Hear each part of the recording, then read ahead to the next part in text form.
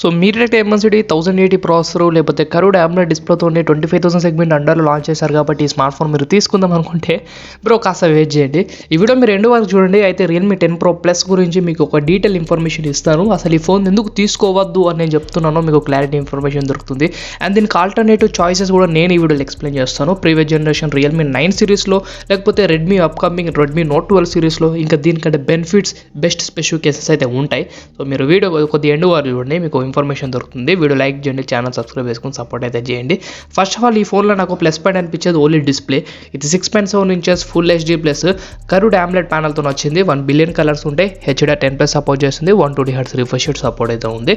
And ఇందులో Corning Gorilla glass use చేయలేదు, ఏదో డిఫరెంట్ గ్లాస్ అయితే యూజ్ చేస్తారు. అది కార్నింగ్ గొరిల్లా గ్లాస్ అయితే కాదు. అండ్ ప్రొటెక్షన్ కూడా వీళ్ళే మెన్షన్ అయితే చేయలేదు. So it's not a gorilla glass.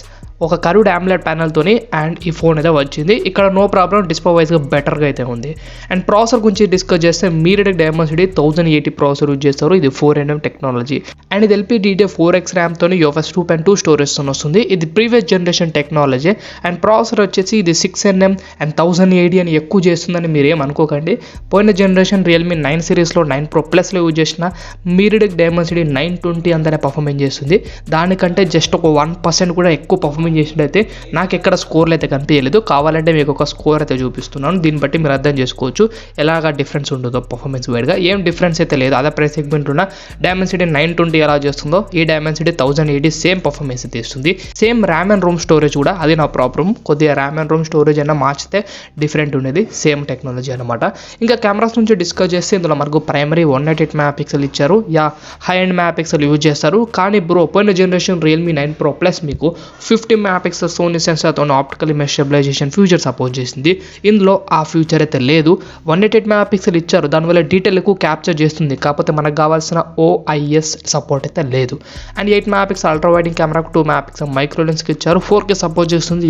Okay, కానీ పోయిన జనరేషన్ వీళ్ళు ఇచ్చిన 9 సిరీస్లో 9 Pro Plusలో ఆ main feature optical image stabilization feature miss అయితే చేశారు. అది కొద్దిగా డిసప్పాయింట్మెంట్ అయితే అనిపిస్తుంది. అండ్ ఆ ప్రైస్ సెగ్మెంట్లో 25,000 సెగ్మెంట్ కాబట్టి ఇంకా ఆల్టర్నేటివ్ స్మార్ట్ ఫోన్స్లో మోటో నుండి అండ్ రెడ్మీ నుండి కూడా upcoming phone Redmi Note 12 Pro మనకు మంచి బడ్జెట్లో వీళ్ళు 188 మెగాపిక్సెల్ కెమెరా కానీ ఇంకా 25,000 సెగ్మెంట్లో upcoming Redmi Note 12 Pro plus variant 200 megapixel use చేస్తున్నారు.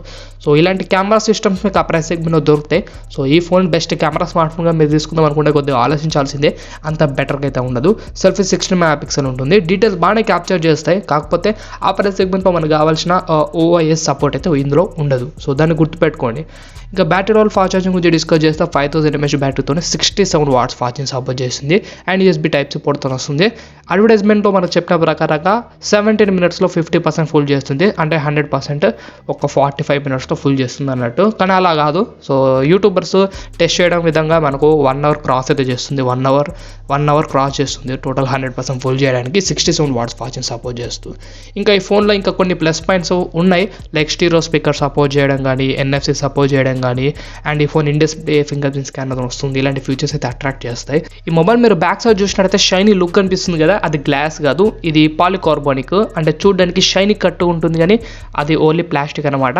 సో ఫ్రంట్ అండ్ బ్యాక్ వీళ్ళు ఎలాంటి ప్రొటెక్షన్తో తీసుకొని అయితే రాలేదు. ప్లాస్టిక్ బాడీతో వచ్చింది. And front Corning Gorilla glass కూడా యూజ్ చేయలేదు. బిల్డ్ కోడ్లో కొద్దిగా యావరేజ్ అయితే ఉంటుంది. పోయిన జనరేషన్ 9 Pro Plusలో మనకు గ్లాస్ యూజ్ చేస్తారు. అది కూడా కార్నింగ్ గొరిల్లా గ్లాస్ 5 ప్రొటెక్షన్ చాలా బెటర్ అయితే ఉంటుంది. సో ఇవన్నీ మైండ్లో పెట్టుకొని తీసుకోండి. ఎందుకంటే ఓన్లీ కర్వ్డ్ డిస్ప్లే ఉందని తీసుకుందాం అనుకుంటే కరెక్ట్ కాదు. స్పెసిఫికేషన్స్లో డిస్ప్లే వైజ్ కానీ దీనికంటే బెస్ట్ కెమెరా స్మార్ట్ ఫోన్స్ ఆ ప్రైస్ సెగ్మెంట్లో ఉన్నాయి. దీనికంటే best battery level fast charging కూడా ఉన్నాయి. అండ్ దీనికంటే బెస్ట్ పర్ఫార్మెన్స్ చేసే ప్రాసెసర్స్ కూడా ఉన్నాయి. సో ఇవన్నీ మైండ్లో పెట్టుకొని తీసుకోండి. ఇంకా ఆల్టర్నేటివ్ స్మార్ట్ ఫోన్స్ ఈ ఫోన్ కంటే నేను అప్కమింగ్ Redmi Note 12 Pro Plusని సజెస్ట్ చేస్తాను. మంచి పర్ఫార్మెన్స్తో పాటు అండ్ మంచి ర్యామ్ అండ్ రోమ్ టెక్నాలజీతోని 200 మెగాపిక్సెల్ ప్రైమరీ కెమెరాతో వస్తుంది. అండ్ ఇంకా దీనికంటే బెస్ట్ ఆల్టర్నేటివ్స్ అంటే మీకు వివో నుండి Vivo T1 Pro ఉంటుంది. Snapdragon 778G processor. సామ్సంగ్ గెలాక్సీలో కూడా కొన్ని స్మార్ట్ ఫోన్స్ అయితే ఉన్నాయి. ఓపో గైస్ మీకు అర్థమై ఉంటుంది. వీడియో మీకు నచ్చితే ఖచ్చితంగా లైక్ చేయండి, ఛానల్ సబ్స్క్రైబ్ చేసుకుని సపోర్ట్ చేయండి.